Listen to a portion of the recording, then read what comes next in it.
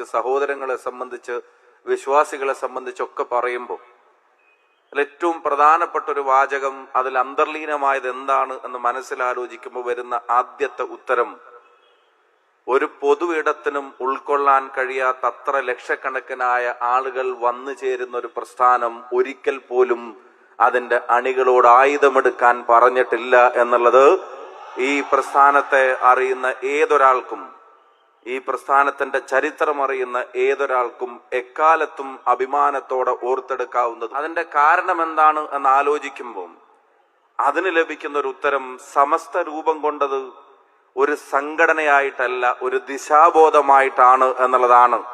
ഈ കഴിഞ്ഞ വർഷങ്ങളിലെ, നൂറ്റാണ്ടിലെ പ്രവർത്തനം നമ്മളോട് എല്ലാവരോടും പറയുന്നു. സംഘടനക്കകത്ത് ആളുകളുടെ എണ്ണം വർദ്ധിക്കുമ്പോൾ, സംഘടനയ്ക്ക് ശക്തി ഉണ്ടാകുമ്പോൾ,